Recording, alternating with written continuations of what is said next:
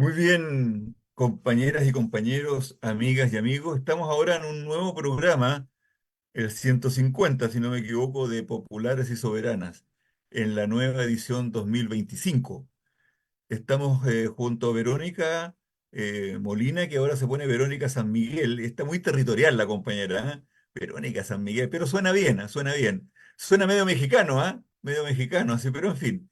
Está también nuestro estimado invitado, el compañero Cristian Candia, economista que ha estado en otros programas anteriormente, y nuestro querido amigo Carlos Torres viene atrasado, pero hemos optado por empezar. Él se incorporará en su momento. Bueno, en esta edición queremos profundizar algunos aspectos que comenzamos a hablar sobre la coyuntura en el programa pasado.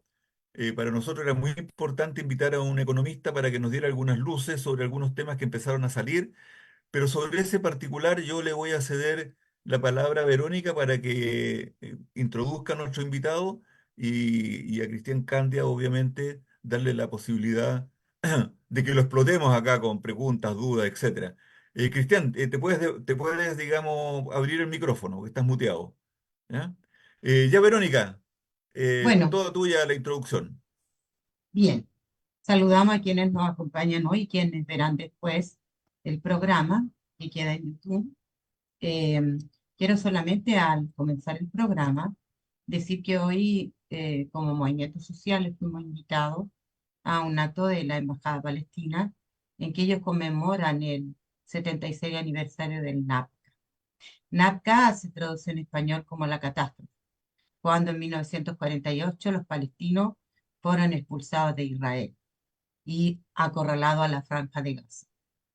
Hoy la embajada y los que han estado presentes, los del cuerpo diplomático y los demás países presentes en esta ceremonia, han abogado por el fin de la guerra y más que nada el fin del genocidio, señalando que hay más de 35.000 palestinos asesinados, entre ellas 9.800 mujeres y 2.800 niños.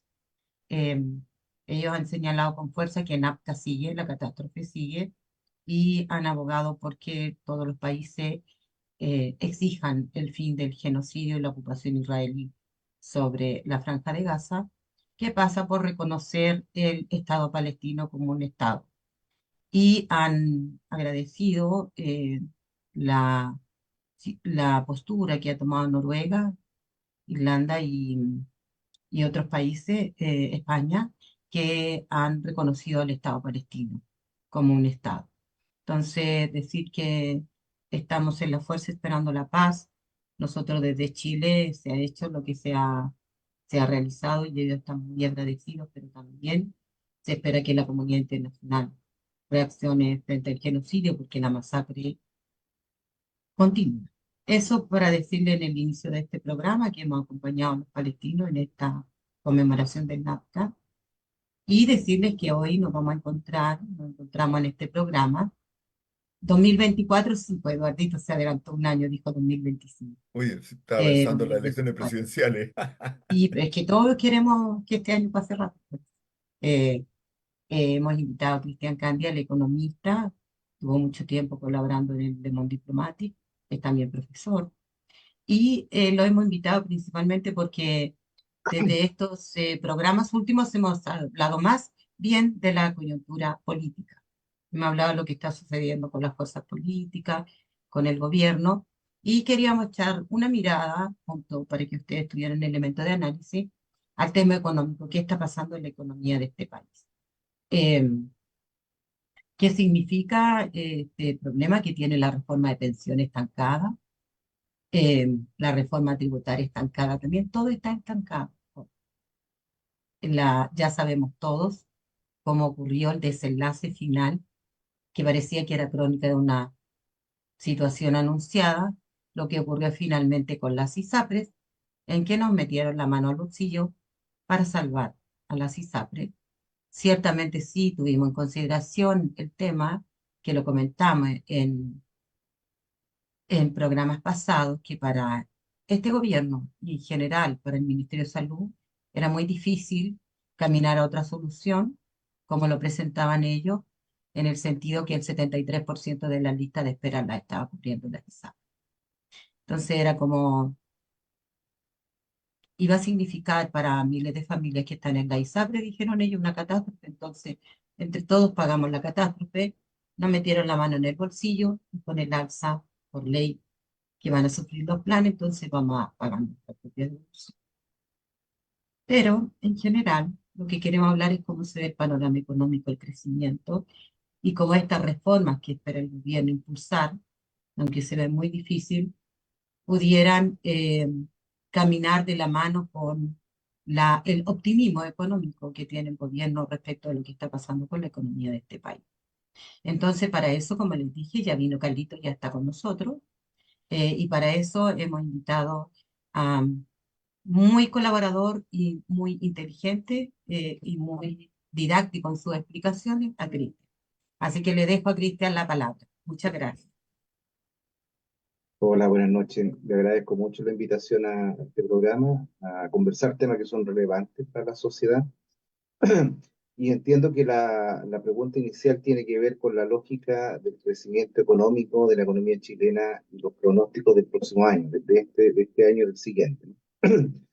Pero permítanme decirles algo antes, ¿no?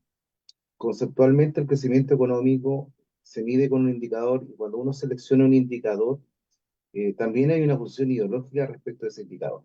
¿Sí? Cuando uno habla del Producto Interno Bruto, está hablando de la suma, en términos monetarios, de la producción de los bienes y servicios finales de una economía a precio de mercado en un periodo de un año. Claro, uno puede decir, mira, este es un indicador que mide crecimiento, producción, en términos globales, ¿no? De una economía. Sin embargo, ahí pocas cosas se dicen respecto de la característica de ese crecimiento, ¿no? Voy a ir a vincular el crecimiento, que es una cosa que es ámbito de la coyuntura, con lo estructural. ¿En qué sentido? Efectivamente, cuando la producción y la producción de bienes y servicios crece, ya sea eh, en términos físicos, tiene que tener un correlato de crecimiento económico anualmente, ¿no? Y eso habitualmente es deseable porque en la medida que hay crecimiento económico, el ingreso, ¿cierto?, de las personas, de las familias, de los que son dueños para los factores productivos, crece. Y ahí uno puede entrar a jugar con las características del crecimiento, ¿no? Cuando uno tiene un patrón de crecimiento, que es un crecimiento concentrador, como el de la economía chilena, el crecimiento económico va a parar a aquellos grupos más poderosos. Y una parte menor, pero que es importante, llega por derrame, por así decirlo, una suerte de derrame hacia los sectores asalariados y los menos favorecidos. Y esa es la característica de la economía chilena, ¿no? Que es una economía que tiene un crecimiento concentrador, ¿sí? Donde gran parte de los frutos del crecimiento son apropiados por pequeños grupos económicos, por pequeñas familias que son los dueños de los grupos económicos, ¿sí? Dicho eso, para tener claridad respecto a lo que estamos hablando de un sistema concebido de esa forma, ¿cierto? De un crecimiento concentrado. Sin duda que uno no podría pensar que no es una buena noticia el crecimiento, ¿no? Pero la pregunta es, ¿desde dónde venimos en la coyuntura actual, ¿no? Porque venimos en una situación muy compleja que tiene que ver fundamentalmente con las secuelas del 2022 de un proceso inflacionario global, ¿ah? De procesos inflacionarios globales que han impactado en la economía local, que se explica por el aumento del precio de las materias primas, fundamentalmente el petróleo, por una escasez de alimentos global, explicado por condiciones geopolíticas y por los costos de transporte, para una economía que del consumo, de lo que se demanda, son bienes importados.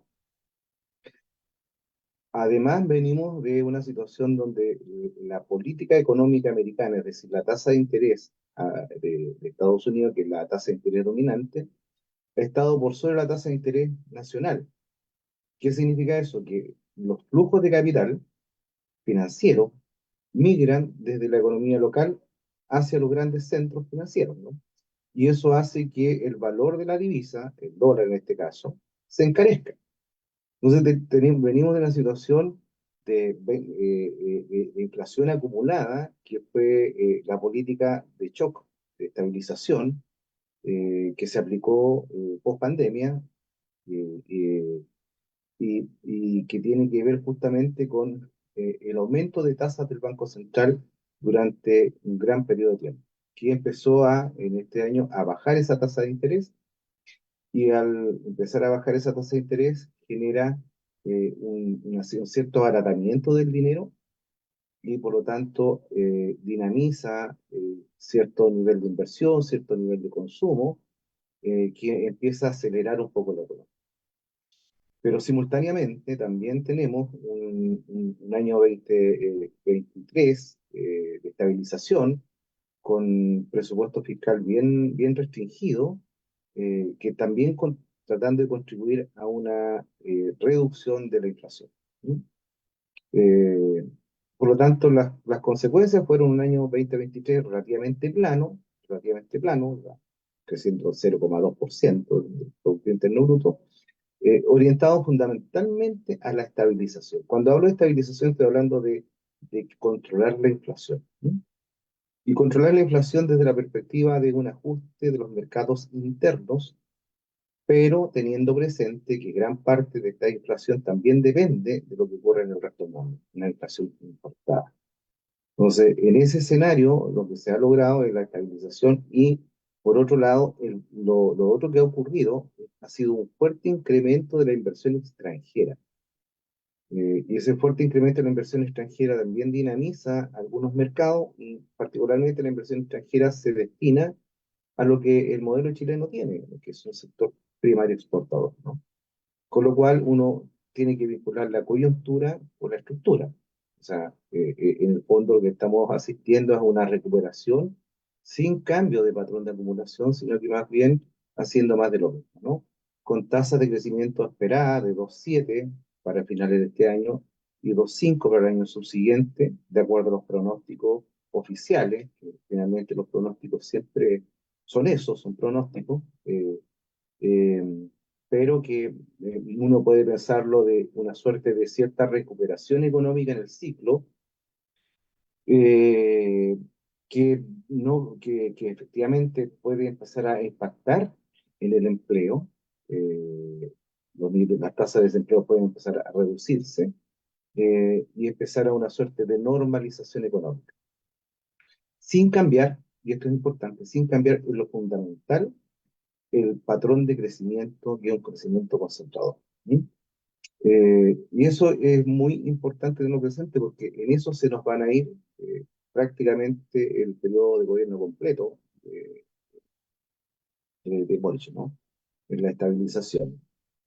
Un aspecto importante del presente es que esta suerte de normalización tiene que ver con un Estado que es relativamente neutral respecto a la economía. O sea, el presupuesto fiscal que se está estimando para el año siguiente no es un presupuesto expansivo, sino que más bien un presupuesto que va a ser relativamente constante, igual que este, precisamente porque hay dos problemas que son centrales. Pasamos de la lógica de la estabilización, inflación, precios, luego crecimiento, empleo, pero hay un desafío importante para el Estado chileno, que se comenta poco, que tiene que ver con el temor al coeficiente deuda del Estado versus el PIB, deuda fiscal PIB, ¿no?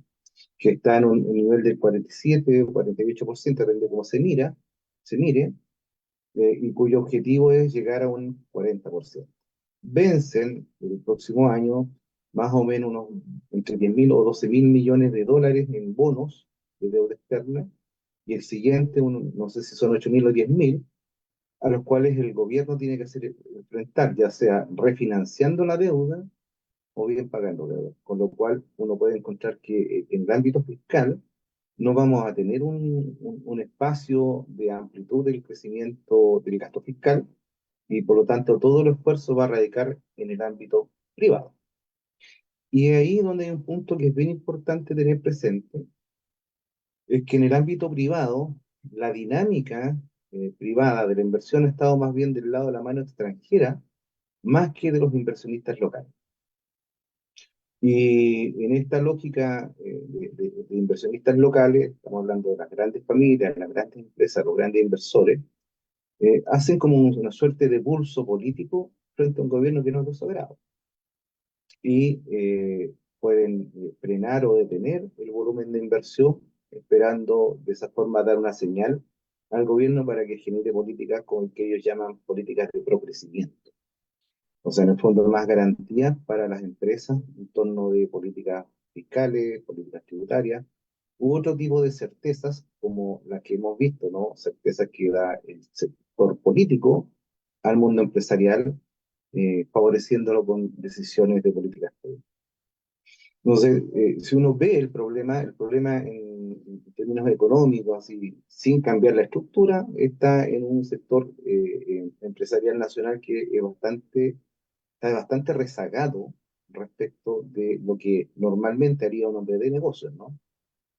Otro aspecto importante también tiene que ver con que existen ciertas aprehensiones normativas respecto de, más que de la economía chilena, de la política chilena, ¿no?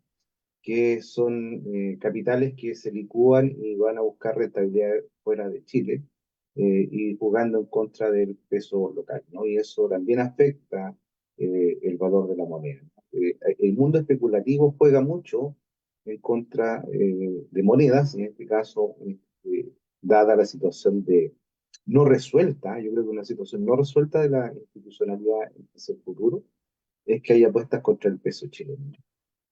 Cristian, te puedo hacer una consulta ahí para ampliar un tema que me persigue. ¿Cómo se procesa desde el punto de vista de los índices y cómo impacta o influye en la economía chilena el hecho de la fuga, lo que podríamos denominar fuga de capitales o la inversión de compañías, de las grandes compañías chilenas, que finalmente no son chilenas, sino que obedecen más bien a intereses globales del capital, que en el último año o 2 años ha sido del orden de los 2.500 o más millones de dólares invertidos en otros países, incluso en la región. Brasil como uno de los destinos más significativos en el sector forestal y celulosa. ¿Cómo, ¿Cómo eso juega en contra de, bueno, del valor del peso, de la estabilidad económica, de las políticas de procrecimiento, entre comillas?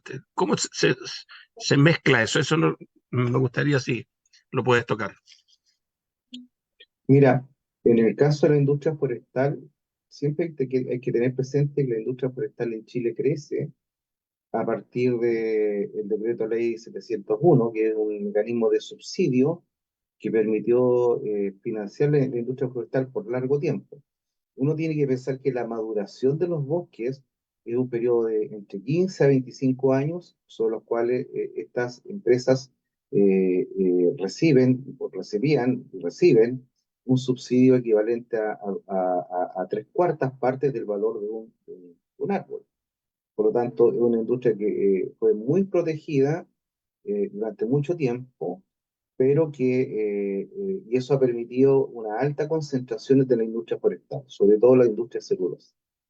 Las industrias de celulosa en Chile, CNPC, los grupos Mate, tienen una experticia y un tamaño en el mercado mundial de global player. O sea, ellos juegan en el mercado mundial sin identidad nacional, sino que más bien desde la perspectiva del juego global. Y como tienen una experticia, un volumen de capital, lo que hacen cuando salen al resto del mundo, por ejemplo al Brasil o al Paraguay, es montar el mismo modelo de negocio en un espacio donde tienen menos restricciones, donde tienen mucha más garantía, porque este es un punto importante para entender la dinámica del capital, ¿no? Habitualmente no es evidente para nosotros percibir cómo funciona el capital. Pero el capital lo que hace es, entra a hacer competir a los países por atraer esa inversión extranjera, ese capital extranjero, ¿no? Y esta competencia de países son competencias de regulatoria. ¿Qué quiere decir con esta competencia regulatoria? Que yo bajo la tasa tributaria o relajo la norma ambiental o relajo la norma laboral para que el capital elija venir acá y prometernos el ciclo de inversión, empleo, crecimiento, y nos tiene a todos los países compitiendo en esa lógica, ¿no? No sé, y eso obviamente genera una suerte de ventaja del capital en general sobre las normas y la política interna, ¿no? Eh, y claro, ese flujo que sale son dólares, o salen, o sea, son pesos que se traducen en dólares o en otra moneda, que sale hacia el extranjero y que genera un menor stock de esas monedas extranjeras en Chile y por lo tanto afecta el tipo de cambio, ¿no? Y eso hace que el dólar suba y por lo tanto se generen presiones inflacionarias por el lado del tipo de cambio, ¿no? Entonces, ese vínculo de un capitalismo ya en expresión global es lo que estamos presenciando desde hace mucho tiempo. Por lo tanto, ahí cuando uno ve y la amenaza permanente de los inversionistas es que, bueno, si no me hace las reglas pro mercado, yo me voy a ir a otro país y todos los gobiernos sufren cuando los amenazan de esa forma y terminan siendo arrinconados por esta ofensiva del capital, ¿no? No sé, sí, las empresas que han crecido en Chile sobre la base de exportación de base primaria exportadora, eh, salen al resto del mundo a hacer lo que han hecho acá, y con algunas garantías, ¿no? O sea, quiero decir, no hay una gran innovación, no existe una industria de la celulosa que esté en la punta de la innovación y genere encadenamientos industriales que permita encontrar un sistema de clúster, ¿no? Que tenga futuro, ¿no? En ese sentido. Oye, disculpa, disculpa, ¿habías terminado, Cristian? Sí, sí, Ah, ya. Que yo te quiero plantear un tema que lo tocábamos, no sé si al inicio del programa, pero que lo habíamos tocado en el programa anterior, y era una de las dudas que teníamos en relación al tema, un tema concreto, ¿no? De la pensión única garantizada. El gobierno se ha negado sistemáticamente a aprobar la norma, digamos, de que las mujeres a partir de los 60 años, que es su edad de jubilación, puedan suplementar esa esmirriada jubilación. Se calcula que, digamos, aproximadamente van a ser 35.000 pesos de jubilación en un gran porcentaje de las mujeres, figúrate. Entonces, el gobierno se niega y, como decíamos, al más puro estilo Milei dicen no hay plata. Ahora bien, tú has dicho de que el gobierno tiene que el próximo año y el subsiguiente que pagar una cantidad anual de 9.000, 8.000 millones de dólares en intereses, ¿no? De los no, bonos. no, bonos netos, hay que refinanciar. Hay que, perfecto, refinanciar. Pero ¿cuánto es lo que tiene que pagar? Aproximadamente, bueno, tendría que pagar el total, ¿no? Pero lo va a refinanciar, va a pagar en los intereses, ¿no? ¿Qué es lo que hacen normalmente los gobiernos cuando están en esta situación? Que no es nada nuevo. Pero mira, eh, resulta que hoy día los fondos, o sea, nosotros nos hacíamos una pregunta, decíamos, ¿cuánto le significa al Estado anualmente pagar esa pensión única garantizada a las mujeres mayores de 60 años? Es un tema, no te estoy diciendo que, oye, queremos la respuesta tuya, no, sino que hay algún estudio que diga, yo estuve tratando de comunicarme con Lucho Mesina, está enfermo, desgraciadamente no me pude comunicar con él, para que me dijera si hay algún estudio de parte del movimiento Noma FP o de la Fundación Sol que diga en términos concretos cuánta cantidad de plata se necesita para retrucar al gobierno que dice que no, porque no hay plata. Bueno, pero fíjate tú, averiguando, las reservas en dólares del Banco Central chileno son 25.900 millones de dólares, ¿ya? Es decir, hay plata para refinanciar los bonos, ¿no? O sea, no digamos que el país está quebrado ni que estamos al borde del colapso. Entonces, yo digo, ¿tú tienes alguna idea? ¿Hay algún estudio que diga efectivamente eso de cuánto es lo que vale pagar esa pensión garantizada para dar una respuesta concreta a partir de nuestro programa, digamos, y de nuestros invitados a lo que hoy día es un tema importante, ¿no? No sé, eso es lo que yo te quisiera consultar, Cristian. Mira, Eduardo, yo no tengo un estudio a mano que te pueda decir cuánto Claro. sería el diferencial pero sí lo que yo sé, y lo dijo la ministra Jara en un programa de televisión, que la jubilación efectiva, el periodo, el tiempo, los años en el fondo, los años a los cuales efectivamente se jubilan en promedio las mujeres en Chile es 63,7. ¿Ya? Y los años promedio en los cuales se jubilan los hombres es 67,2 años. ¿Qué es lo que quiero decir con esto? Que hay harto de falacia en el discurso de la jubilación a los 60, el tramo entre 60 y 65, porque en realidad, si es 63,7, estamos hablando de un año, de un año más 5 meses, que se aproximan a los 65. Por lo tanto, efectivamente, la realidad nos está diciendo algo muy duro. O sea, no es que la ley diga 60, sino que en realidad el promedio de la gente se acerca más a los 65 que a los 60 en mujeres y tienen pensiones de mierda. O sea, Pero ¿por qué lo hace? Lo hace porque ¿ah? las jubilaciones son una asquerosidad, po. Entonces tiene Bueno, que, el punto es claro. ese, ¿no? El punto es que aquí hay que tener una claridad también respecto a la estructura de financiamiento de los fondos de pensiones.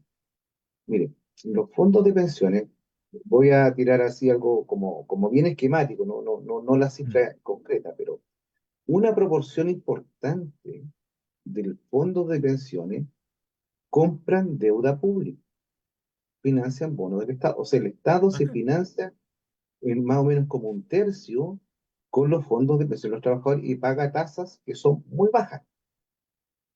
De eso se dice poco, pero es importante el financiamiento del sector público, del Estado, en base a los bonos que tienen los fondos de pensiones. Ese es un primer punto. Esos bonos los vende, o sea, los vende el Banco Central, No, ¿no? son deuda pública. ¿Ya? El Estado emite deuda pública y los grandes compradores de deuda pública son los fondos de pensiones. Correcto, ya. Ya, esa es una parte. Otra parte importante financia estos grupos económicos que son 10, 12, 14 familias que manejan el 80% del PIB, que son financiamientos vía bonos, instrumentos a las empresas nacionales. Y otro componente importante es el que sale de la economía local, de los fondos de pensiones, a financiar o a través de compra de acciones de instrumentos y bonos internacionales. O sea, entonces aquí hay un componente, por eso que el componente político del problema de los fondos de pensiones es central. O sea, hay una articulación de financiamiento público y financiamiento de los privados locales y a los mercados internacionales a partir de los fondos de pensiones. En la hipótesis, en la hipótesis de que esos retornos, esas ganancias, eh, permitirían acumular un cierto capital, ¿no? Y esto es bien importante en lo presente, ¿no? O sea, como estructura financiera, para allá se van las lucas. Y los sistemas de pensiones garantizadas universal, en el fondo son un subsidio público a un mecanismo de acumulación privada de capital. Por lo tanto, la discusión es efectivamente más que el tema de incorporar a mujeres a los 60 y no a los 65, a mi juicio tiene que ver con dos cosas que son bien complejas. La primera es tratar de facto, que la vida laboral de las personas se extienda más allá de la edad legal, ¿ah? Hacerse los lesos con eso, que de facto, ¿no? Obligar a que vía extralegal, porque la jubilación es un acto voluntario, no es obligatorio, es un acto completamente voluntario, uno decide la edad que se jubila. Y por lo tanto, de facto está ocurriendo que el mercado del trabajo, las personas en el mercado del trabajo se está extendiendo su jornada. Por lo tanto, si lo ponemos en términos marxistas, la plusvalía excedentaria se aumenta en el tiempo. Y es un punto bien importante, ¿no? Por lo tanto, si uno lo ve la lógica del pensamiento más ortodoxo, si se aceptara el pagar la PGU a los 60, la gente no trabajaría 3.7 años en promedio, porque tendría su... y por lo tanto hay una suerte de perversión en la decisión, en la discusión. Una perversión que es muy típico de los economistas ortodoxos, ¿no? De entender esto como un mecanismo de mercado, ¿no? Entonces, ahí tienes un punto importante. Y el otro punto importante tiene que ver con una cosa que es bien, que está bien de moda, que es la idea de que si vamos a aumentar el gasto público en forma permanente, o sea, porque en el fondo aceptar que vamos a financiar vía PGU las pensiones de los 60 años en adelante a las mujeres, significa que el Estado se compromete en el largo plazo a que todas las cohortes que llegan a los 60 años tengan ese derecho adquirido y por lo tanto necesidad de financiamiento a largo plazo, que es creciente, porque aquí hay un tema que tiene que ver con la transición demográfica. La población envejece más rápido que lo que se renueva, entonces eso significa, de la perspectiva de las finanzas públicas, un aumento de gasto importante y además no solo, sino que es un derecho que es reclamable. Y en ausencia de mecanismos de financiamiento, como por ejemplo reformas tributarias, gravar el capital de una forma para garantizar equidad, o normas anti-elusión, anti-evasión y generar un cierto nivel de control sobre el capital, eh, limita las posibilidades, ¿no?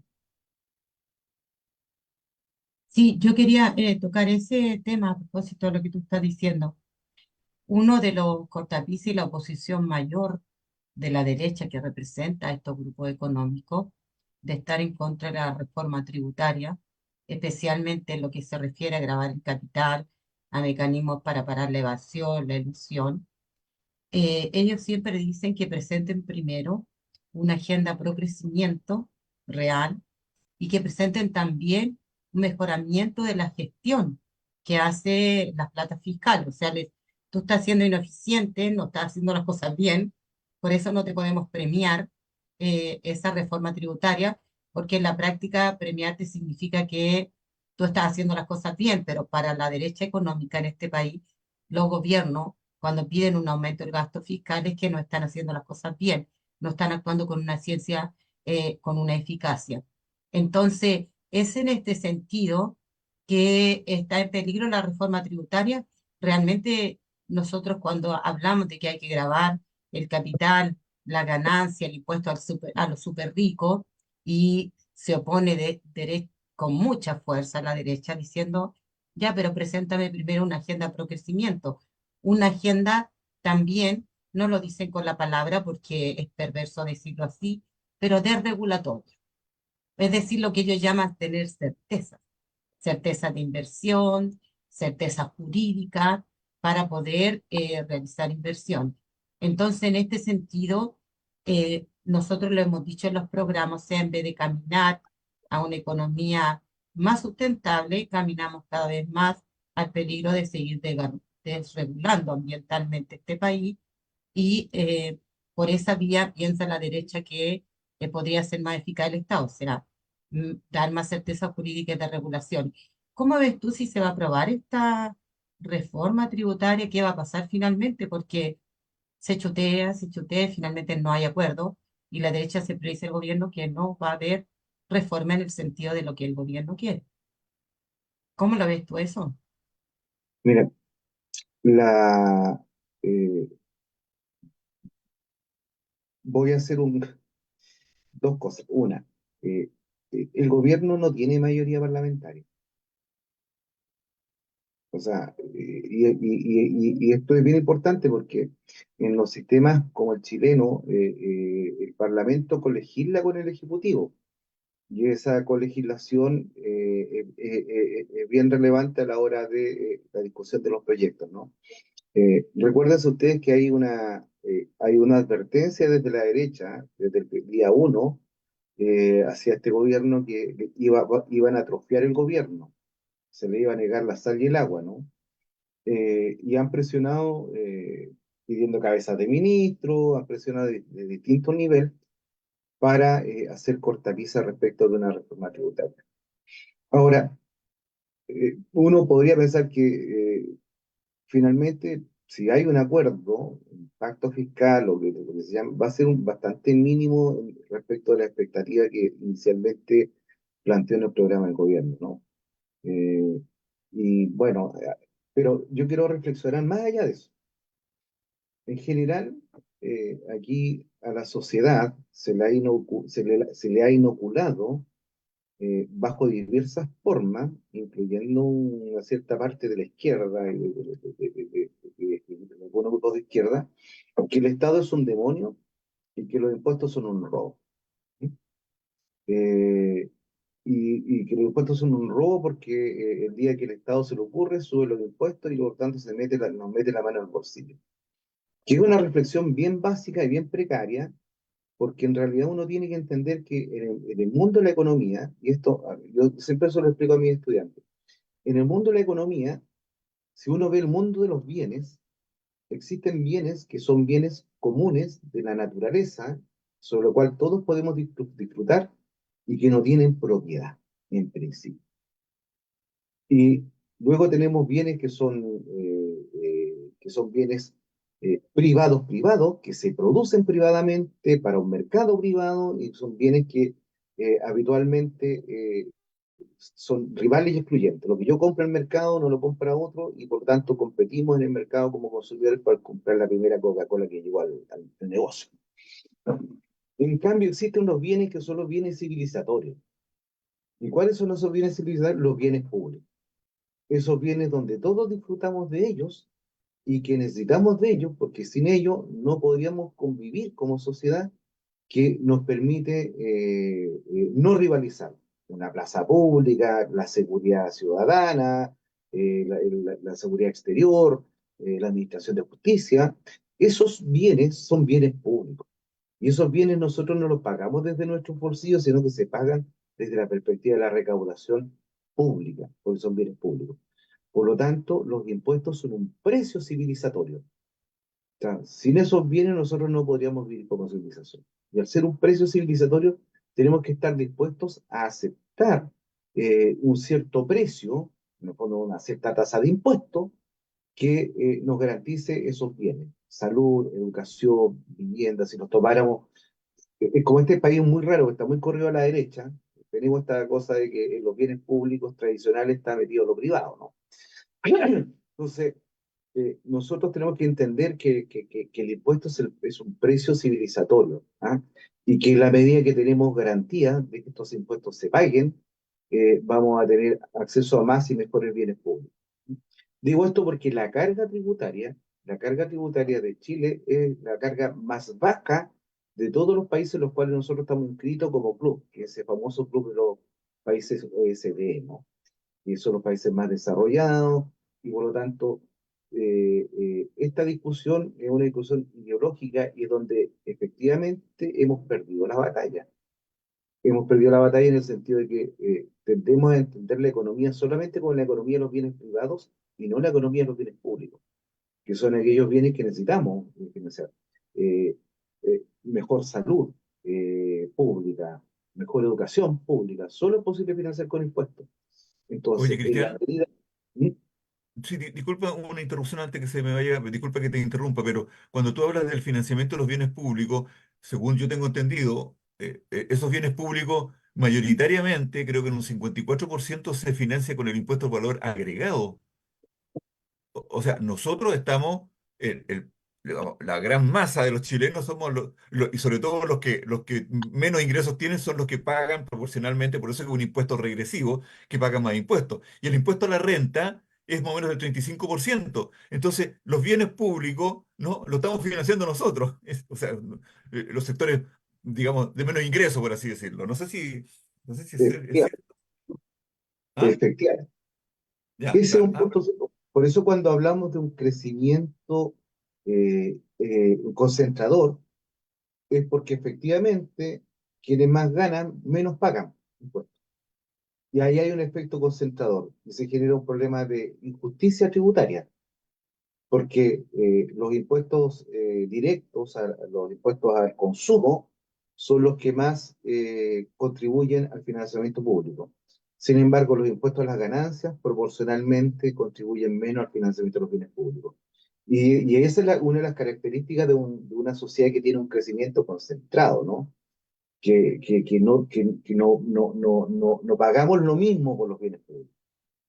O Claro, claro. proporcionalmente el esfuerzo no es el mismo para financiar los bienes públicos. Claro, y cuando tú dices que estamos perdiendo la batalla, la verdad es que la estamos perdiendo porque los que tienen la posibilidad de transmitir públicamente son los medios de comunicación que están hegemonizados y los parlamentarios que la mayoría son de derecha o son comprometidos con el modelo, ¿no?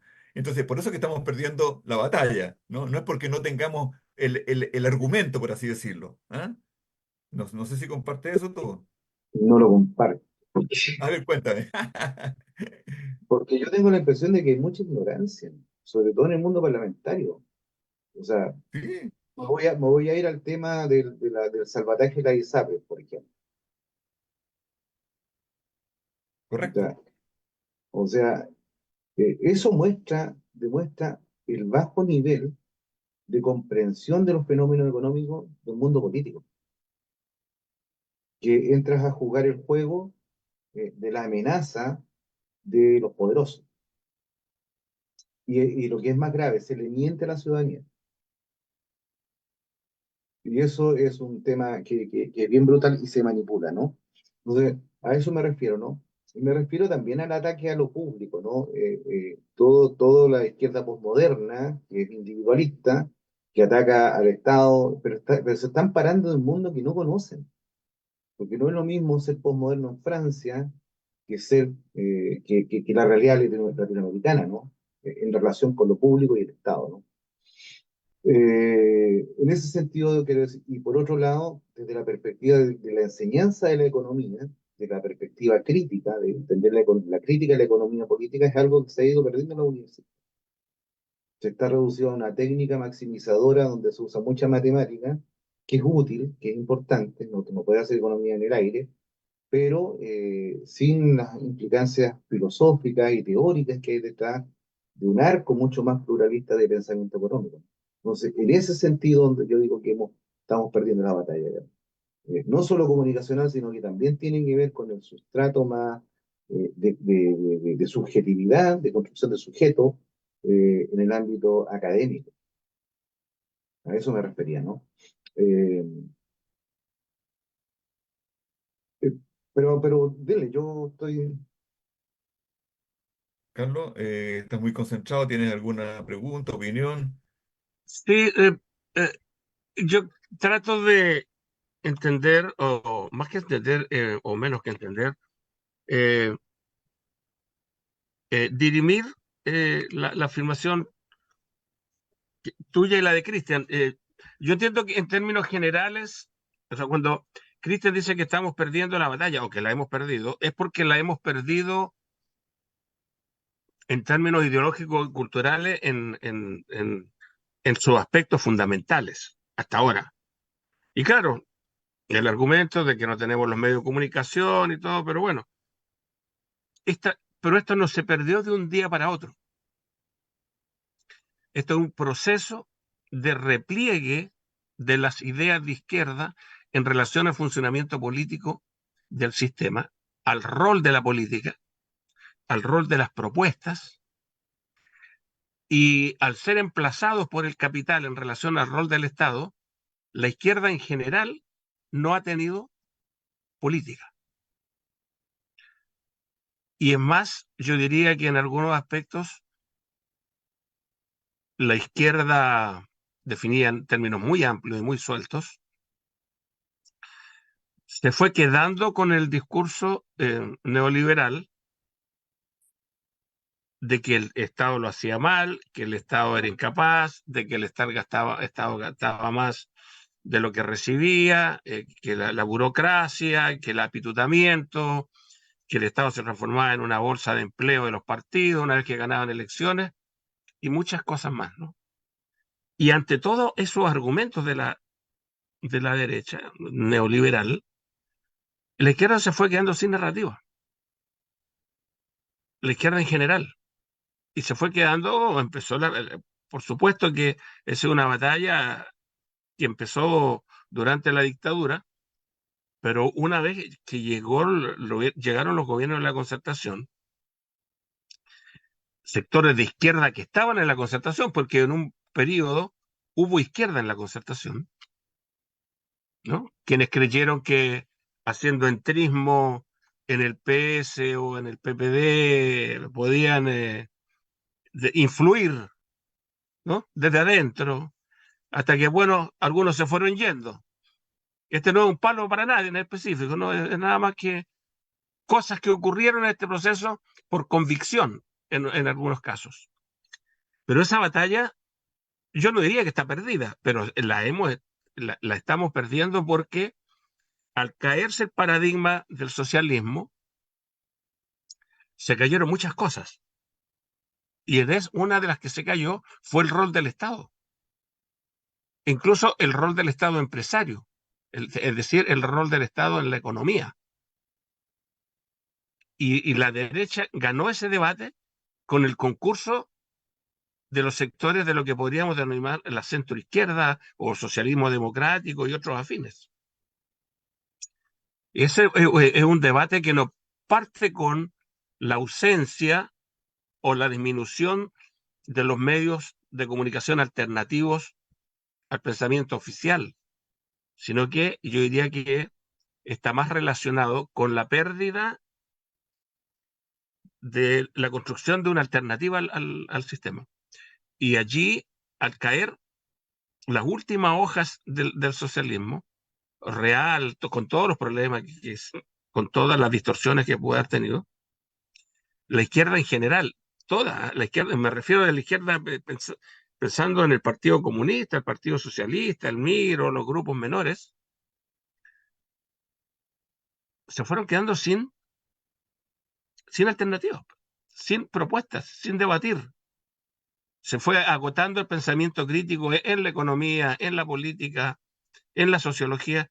Mira lo que escribía Raúl Sarsuri, un artículo sobre la decadencia de la sociología hoy día en la universidad porque en la disminución en las matrículas, que ha llevado a que algunas universidades, no tan solo la Academia Humanismo Cristiano, sino que también la Universidad de Chile, tenga que hacer converger algunas carreras y crear carreras múltiples en una sola plataforma. Porque ha ido disminuyendo el interés no tan solo por la sociología, la ciencia política, filosofía u otras, porque la campaña de la derecha ha sido brutal y porque quienes desde el campo popular, desde la idea de izquierda, podían atizar algo distinto, el pensamiento crítico, por ejemplo, se ha ido cayendo. Entonces, aparte de unas pataletas y gritar de que son todos unos entregados, unos vendidos, todo lo que queramos decir, todos los epítetos que tenemos, el pensamiento crítico no lo hemos trabajado, nos hemos ido conformando en general. Nosotros, claro, si hablamos de nosotros, podemos decir, no, en este programa nosotros somos críticos, pero el programa es un programita. O sea, tenemos que tener claro que la influencia del pensamiento crítico que nosotros podamos ejercer no cruza a la otra vereda, no cruza a la vereda del resto de la izquierda.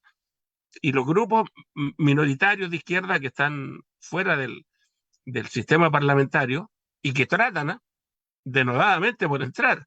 Ya todos han tratado de converger para crear sus propios instrumentos y poder entrar al sistema parlamentario. No tienen una propuesta. No hay una propuesta. Y cuando hay una propuesta es tan general que se cae. Porque dice, no, es que el Estado tiene que, y el Estado tiene que. Hoy día el Estado, o sea, a ver, de los lugares más estatistas que hay, el rol del sector privado o el rol del Estado empresario ha ido cambiando o ha ido siendo matizado en China, en Vietnam, incluso en Cuba. Ya también empieza el Estado a definir su rol en la economía de otro modo, la iniciativa privada, a pequeña escala. Y yo no estoy diciendo que esté bien o mal, esta no es una afirmación de juicio, mi afirmación es en relación a que se ha ido vaciando el arsenal de la gran propuesta de la izquierda y de sus contenidos específicos. Por ahí trato de entender y coincidir, por último, con lo que plantea Cristian. No es que me guste, no es que, pero coincidir por ese lado. Sí, aquí yo quería agregar algo también a eso, mira, que se da con un fenómeno global que tiene que ver con el avance del conservadurismo, porque ideológicamente eh, estas sociedades de consumo a la que nos acostumbraron y la que también Chile es parte cuando se empezó, como se dijeron, a socializar el consumo, ¿ah? En la época Tirón y mucha gente decía, todos estamos participando del consumo en los gobiernos de la concertación, se vino a crear esta especie de no insistencia en algo que todos los gobiernos se plantean en teoría, que es dar valor agregado a las materias primas que nosotros exportamos. No hay una política, a pesar de que en este gobierno también estaba en el programa, de buscar procesos que den valor agregado a lo que nosotros exportamos. Entonces se creó una sociedad de consumo en que todos participan del consumo de acuerdo a sus posibilidades. Entonces los que no tienen posibilidades consumen poco, y los que tienen posibilidades consumen lo que el mercado cree. Y así se metió como bienes de consumo la salud, la educación, y se empezó un proceso segregatorio en que los que tenían recursos acceden a una educación de calidad crítica, pero una educación mejor, a una salud de calidad. Y entonces empezó Chile a acostumbrarse a eso. Y la gente empezó a pensar de que si gana más platita, si consigue un empleo mejor, si califica mal la obra de mano, pudiera acceder a ese consumo. Y hoy día la gente está en esa lógica, de que si sus ingresos mejoran, entonces va a poder acceder a todo eso. Entonces, el problema no es un Estado, una política económica que sea anticoncentración, sino que el problema queda en los individuos. Yo tengo poca calificación, yo puedo acceder a trabajos de mala calidad, entonces tengo pocos ingresos y por tanto me tengo que conformar con lo que el Estado me da, que son servicios muchas veces con muchas carencias. Lo sabemos, lo escandaloso que pasó con la lista de espera y va a seguir pasando en otros hospitales, y lo escandaloso que pasa en educación. Entonces también yo creo que tiene mucho que ver, y alguna gente también críticamente ha llamado a esto que hemos perdido, la batalla ideológica, la batalla cultural, porque la mentalidad de la gente que no accede a un nivel de crítica, de información de calidad, porque ya sabemos cómo son los matinales y lo que la televisión nos tiene acostumbrada como medio de comunicación masivo, no les abre la mente que aquí hay un problema, que el avance del conservadurismo en Latinoamérica y el fascismo en muchas partes te lleva a estas sencillas explicaciones, que hay que reducir el Estado y ampliar el margen de participación del privado. Entonces uno se empieza a preguntar cómo, cuando este gobierno, en su programa de gobierno, planteó como objetivo de dar valor agregado a las materias primas, como lo pensaba hacer, y cómo no se está haciendo, porque al final estamos exportando a los chinos los mismos productos elaborados. Entonces, hay ahí una renuncia, hay ahí una falta de claridad, que es lo que para la gente uno empieza a pensar, al común ciudadano no ve que aquí hay también un avance del neoliberalismo, que significa que vamos a vivir muchos años en este proceso en que cada vez un Estado más atacado y más pequeñito, con servicios de mala calidad para la mayoría de los ciudadanos. Sí, ¿cómo lo ves tú ahí, si tiene que ver esta cuestión ideológica también y el avance del conservadurismo? Mira, eh, dos cosas. Una, la discusión de respecto al Estado, el capital requiere un Estado poderoso. O sea, no, esta idea del libertarismo, de que el Estado es el problema, no, en realidad requiere un Estado poderoso, requiere un Estado poderoso que garantice el orden, ¿ah? Que, que en el fondo un Estado que garantice las reglas y las normas y la certeza jurídica para el capital.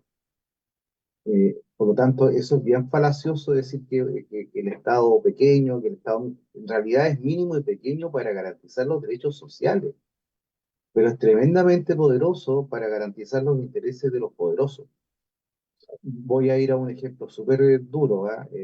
Que es la famosa ley antitoma, y la cantidad de normas represivas que se han suscrito en un gobierno de izquierda, que supera con creces el periodo legislativo anterior y el anterior del anterior, ¿no? Por lo tanto, se garantiza en favor del capital. Mire, es tan así que uno puede tomar, por ejemplo, la ley de ISAPRE, la llamada ley corta de ISAPRE. Eh, para hacerlo súper sencillo, ¿no? Eh, los seguros de salud en Chile son privados y públicos. Un seguro público, o sea, por ponerlo en términos de seguro. Y los seguros lo que hacen es financiar prestaciones, no otorgan prestaciones, financian prestaciones. ¿Ah? Y esto es muy importante para no mezclar lo de FONASA con las listas de espera, porque no tienen absolutamente nada que ver una cosa con otra. Porque lo que hace el sector, las aseguradoras, es que a través de un contrato con una persona que se compromete a pagar una prima, garantiza una cierta protección financiera frente a un prestador de salud, que puede ser de alguna naturaleza, ¿no?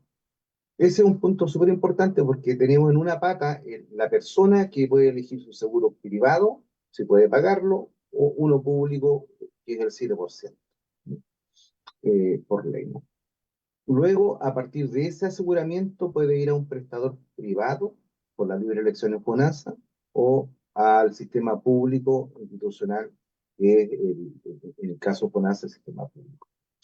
En el caso de los privados, puede ir a cualquier prestador privado con la cual la ISAPRE tenga convenio y va a tener una protección financiera, ¿sí? Y además cubre la licencia médica curativa común, ¿sí? Que en el fondo es el subsidio que hay para cuando una persona está enferma. Entonces, la discusión en el aseguramiento es bien importante, ¿no? Por por mucho tiempo, desde su origen, el sistema privado de aseguramiento de salud fue subsidiado con plata fiscal. Hasta el año 97, 98, el Estado eh, permitía rebajar de impuestos a las empresas el 2% de la planilla de trabajadores para beneficiar a ISAPRE. Eso cambió hacia fines del siglo XX, y las empresas aseguradoras usaron siempre un mecanismo discriminador, la famosa tabla de factores, que en el fondo era cobrar una tarifa en función del riesgo individual de las personas. O sea, sobre todo mujeres entre 14 y 40 años, y adultos mayores y esas tablas de factores se multiplicaron y eran miles de tablas de factores, miles de planes de ISAPRE por mucho tiempo. Hasta que el 2010 la Corte Suprema, o sea, perdón, el Tribunal Constitucional declara que el uso de tablas de factores era una cosa discriminatoria y que constitucionalmente violaba derechos constitucionales de las personas.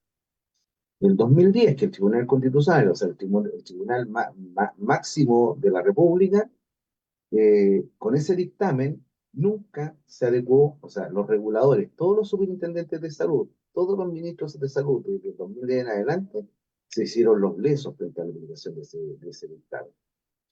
Y por lo tanto las ISAPRES siguieron cobrando discriminatoriamente, y lo que es más complejo, en el negocio de los seguros, y esto es bien importante, el negocio del seguro es un negocio anual.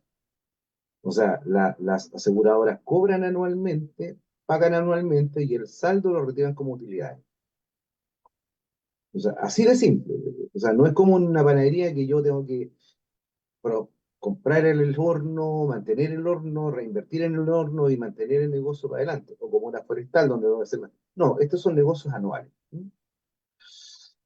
Y eso por mucho tiempo funcionó de esa forma hasta que se llenó de millones de reclamos y de reclamaciones frente a la Corte Suprema, en los tribunales, por el alza arbitraria del precio de los planes para las personas, ¿no?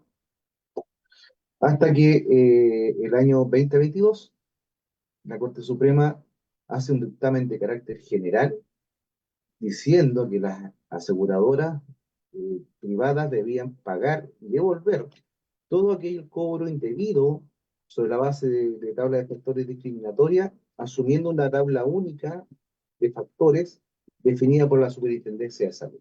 ¿Mm? Con lo cual, lo que dice, bueno, aquí hubo en el fondo una apropiación indebida de recursos de las aseguradoras privadas y por lo tanto eso tienen que devolver. ¿Qué ocurrió en el interín? En el interín, entre la pandemia, que ganaron muchas lucas porque muy poca gente se atendió en la pandemia, eh, obviamente por las condiciones de encierro, el riesgo de contagio, eh, pero ya 2021, 2022 empezaron a tener pérdidas por la acumulación de licencias médicas, porque el efecto post pandemia fue una acumulación importante de licencias médicas, entre otras cosas. Pero sus gastos de administración siempre fueron superiores al margen de explotación que en el fondo primera línea, ingreso por venta menos costo de venta, que es un renglón. Ese renglón es positivo y se hace negativo con los gastos de administración y venta. ¿Ok? Y eso hace que estas aseguradoras pierdan dinero. En consecuencia, el fallo del 2022 obligaba a devolver ese dinero que nunca estuvo claro, nunca se quiso decir cuánto era el monto, porque declarar el monto significaba inmediatamente una obligación para el superintendente de intervenir la ISAPRE a través del plan de ajuste y contingencia, que estaba en la ley, y eso siempre estuvo presente. Como eso implicaba eh, que muchas, que si no todas, la gran mayoría de las aseguradoras privadas quedara expuestas a esa condición de intervención. Y ojo, que son empresas que no son empresas pequeñitas, son pequeñas en sí mismas, pero están vinculadas a grandes holdings económicos, como por ejemplo Inmobiliaria La Construcción, el grupo Heller, Falabella, o grupos transnacionales como United Global Health, o Bupa, que es una transnacional, eh, eh, estamos hablando de que además son muchas de ellas son dueños de empresas prestadoras de servicios de salud, quedaron expuestas, ¿no? Entonces, el punto de fondo es que, y aquí hay una cuestión programática, el programa de gobierno de este gobierno decía, entre otras cosas, que íbamos a migrar de un sistema asegurador privado, o sea, iban a desaparecer las ISAPRE, para migrar a ser aseguradoras de segundo nivel. ¿Qué significa aseguradoras de segundo nivel? Que complementaban un seguro universal básico a través del Fondo Universal de Salud que iba a ser de FONASA. Esa promesa no se cumplió, entre otras cosas porque no se demoraron 6 meses en desplegar el programa de gobierno esperando la nueva constitución, el gobierno con un error político, táctico y estratégico brutal. Y llegamos a la situación de que se empieza a tramitar una ley corta. Una ley corta que en el fondo tenía dos componentes. La parte más importante de la ley corta es la llamada modalidad de cobertura complementaria de FONASA, que habilita a FONASA para contratar seguros complementarios con agencias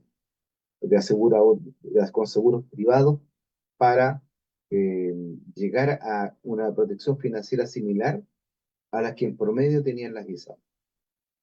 Y la segunda parte, la más compleja, era precisamente cómo viabilizar o estabilizar el sistema, le llamaban, ¿no? Cómo estabilizar el sistema para que no haya un colapso del sistema y no se venga el diluvio universal. Eh, y en ese marco, la derecha, en el uso de su mayor capacidad de despliegue, de chantaje, con alguna complicidad ideológica de un sector de gobierno, eh, llegan a una solución que es bien, bien curiosa, ¿no? ¿Por qué es bien curiosa? Porque cuando hablamos de certeza jurídica, es aquí donde uno entra a preguntarse sobre la certeza jurídica. ¿La certeza jurídica es para quién? Porque cuando son las certezas jurídicas para las personas, es bien distinto que la certeza jurídica para el capital. ¿En qué consistió la solución? Súper breve, esa solución era, bueno, las personas se les reconoce la deuda, Ojo, aquí hay un tema que tiene que ver con el periodo de reconocimiento de la deuda. Si es a partir bueno, perdón, ese es un fallo, fallo de la deuda por tales factores, ¿no? Después hay otro fallo de la Corte Suprema en torno al precio de la garantía explícita de salud, que es una prima adicional que se cobra a las personas por el uso de una garantía de salud del plan de salud que está definido, ¿no? Y que también fue arbitraria el alza. Y también ahí establece la Corte Suprema los techos de ese plan de garantizado, lo cual hace en la suma total una deuda del orden de 1.500 millones de dólares hasta la fecha donde está calculado, porque hasta hace un mes atrás se seguía cobrando todo aquello, salvo el GES que se dejó de cobrar, pero todo lo anterior se seguía cobrando tabla factores. 1.500 millones de dólares es mucho dinero, ¿no? Mucho, mucho dinero. Y aquí tenemos un problema más de fondo, ¿no? El condenado, que son las ISAPRE, negando la comisión del delito.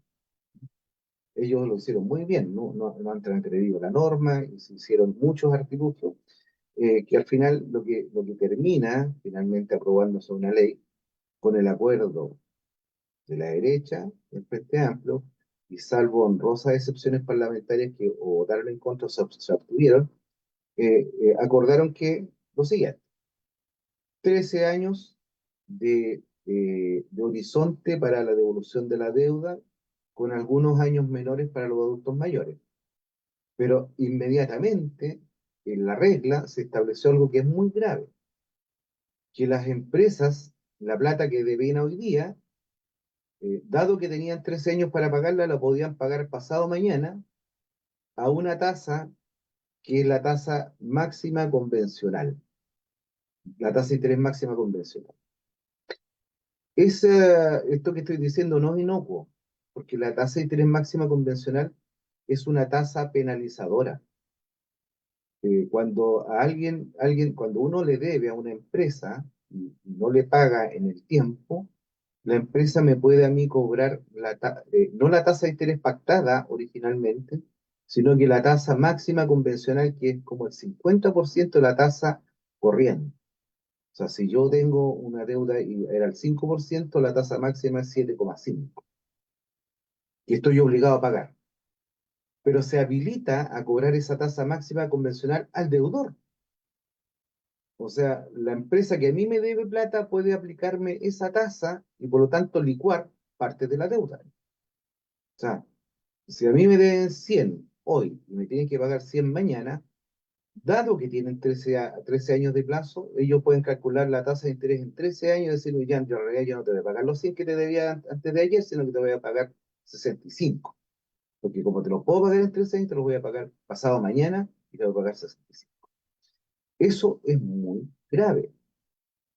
Solo por decir algo, ¿no? Porque en el fondo es un problema patrimonial.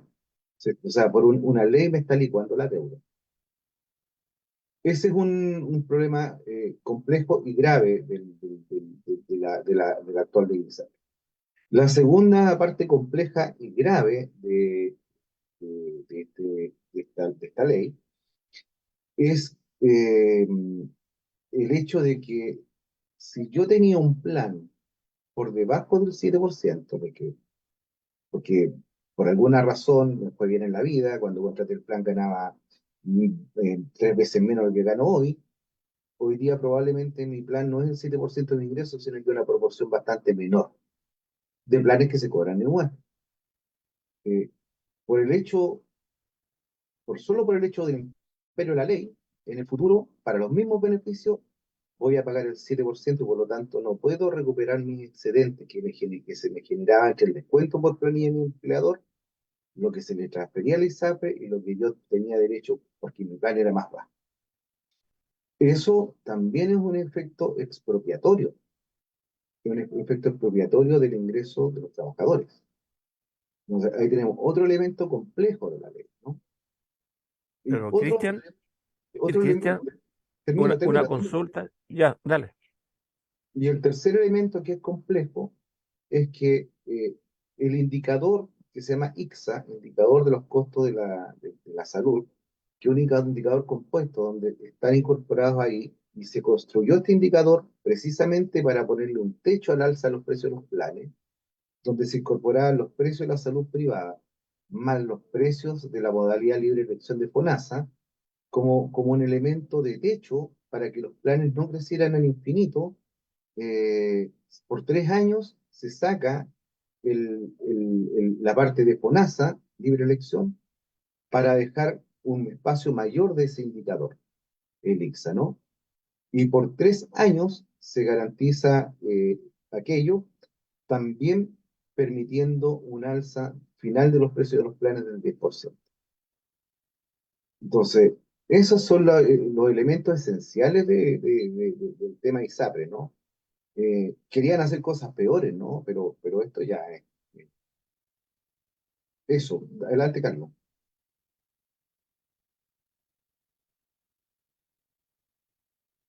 Se entiende que en este país, como se ha transformado todo en mercancía y en negocio, la salud es un negocio, son inversiones y el acuerdo forzado en muchos casos entre usuario y la ISAPRE.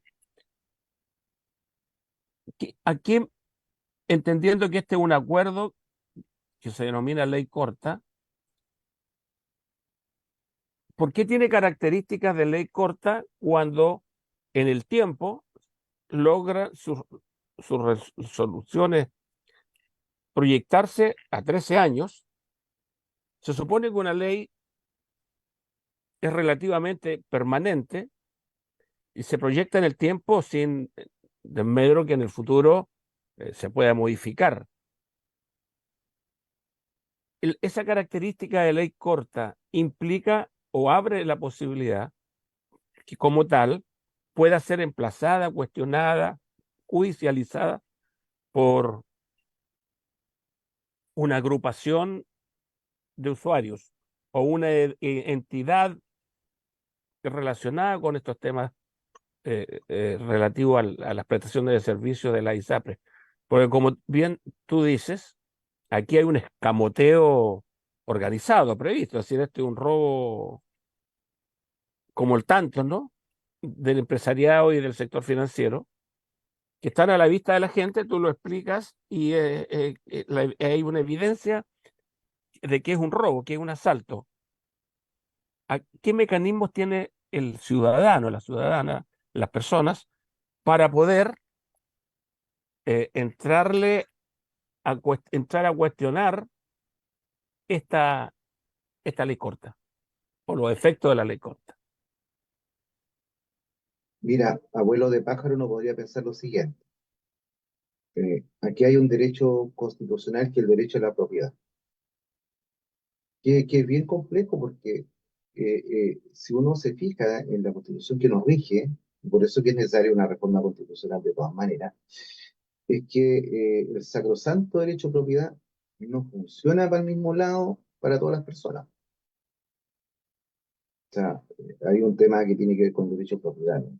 Porque cuando alguien es expropiado, está en la misma constitución, en el numeral 24, el artículo 19 de la constitución, eh, tiene derecho a ser compensado en el monto equivalente. Si hay un acto expropiatorio de una ley que me expropia en 100 pesos, me tiene que entregar el equivalente a 100 pesos. Entonces, que hay un acto expropiatorio, ¿no? O sea, uno podría pensar que alguien podría ampararse en el derecho a propiedad y hacer alguna denuncia judicial frente a esto, ¿no? Ese es un primer punto importante, ¿no? El segundo punto importante es que hay una norma constitucional que indica que el poder legislativo no puede emitir o generar nuevas normas o leyes que vayan a eludir el mandato del Poder Judicial. O sea, si la Corte Suprema dice se condena, yo no puedo hacer una ley para decir que a este señor no se le condene, porque eso es un problema de colisión de poderes, ¿no? Ese es un punto importante tener presente. Hay otro punto importante que tiene que ver con el derecho al trabajo, porque la cotización de seguridad social es el fruto de mi trabajo, es el resultado de mi remuneración. Recuerden ustedes que en Chile la previsión social, tanto sea salud como fondo de pensiones, recae sobre los hombros del trabajador, no como en otros países donde las socialdemocracias hacen mecanismos tripartitos, Estado, trabajador y empresa, que contribuyen a la salud y a la seguridad social. En este caso no, en este caso es el resultado de un ejercicio de que desde mi remuneración yo financio mi seguridad social individualmente. Por lo tanto, aquí tenemos un problema también que podría tener un cierto viso de discusión o judicialización por el lado del derecho al trabajo. Hay otro aspecto importante que es bien complejo, sobre todo para la izquierda entrar en estos temas porque no nos gusta mucho, pero el artículo 17 de la Declaración Universal de los Derechos Humanos establece que las personas tienen derecho a su propiedad privada, a sus bienes privados. Entonces, tenemos también una posibilidad de que con un buen equipo, porque créanme que es una discusión muy fina del derecho, yo soy economista, no soy abogado, pero he estado revisando algunas cosas desde el punto de vista normativo del derecho, y uno podría pensar que un buen equipo podría llevar esto por esas vías, ¿no? Derecho humano, derecho de propiedad, derecho constitucional. Eh, pero eso requiere voluntad política, ¿no? Mi impresión es que esta ley corta es una cosa bien compleja porque el gobierno es muy débil, está muy acorralado y necesitaba una victoria legislativa aunque fuera pírrica. Dado que no tiene garantía de reforma tributaria, no tiene garantía de reforma previsional, este era un espacio complejo y necesitaba algún éxito legislativo eh, para complacer a los dueños capitales.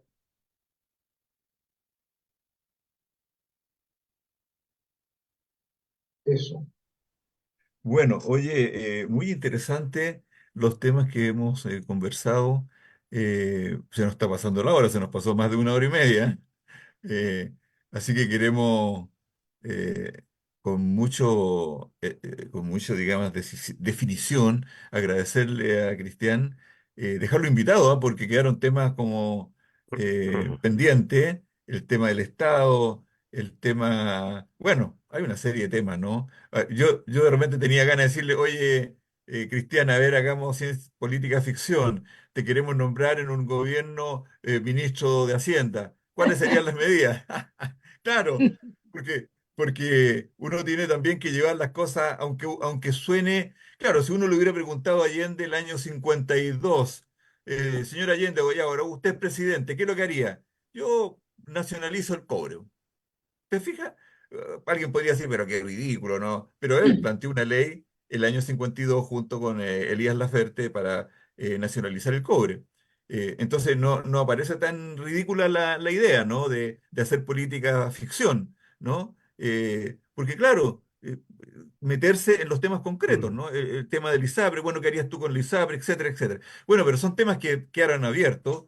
Yo creo que lo vamos a seguir invitando a Cristian. Queremos agradecerle además su tiempo, su capacidad pedagógica muy importante para estos programas y dejarlo invitado para la próxima ocasión y agradecerle, ¿no? A Carlos y a Verónica San Miguel su presencia aquí, nuestra Verónica Molina, ¿ya? Digna representante de la mujer popular y proletaria y de izquierda y socialista, compañera. Eso me gustó. Así que, sí, Uy, porque ese es otro tema, ¿eh? socialista. Sí, porque ese es otro tema, ¿no? Uy, Cuando hablamos de proyectos, y ya el socialismo se olvidó, ¿no? Y el tema está que el neoliberalismo campea en el mundo y la única alternativa aparece ser que hay que elaborar un nuevo proyecto socialista, pero eso lo vamos a dejar para después, ¿no? Me gusta quedarme con la última palabra porque soy el que dirijo el programa. Así que, compañero, ha sido un placer. Estamos viéndonos en 2 semanas más y eso sería, bueno, Muchas compañero. gracias, Cristian, por Te estos temas agradezco. tan complejos, explicarlos de una manera tan pedagógica para entender la complejidad, pero a la vez la necesidad de tener mayores definiciones, tener un mejor sustrato para comprender estos temas tan complejos. Que muchísimas gracias. Te Bueno. gracias, agradezco. Cristian, gracias, compañera.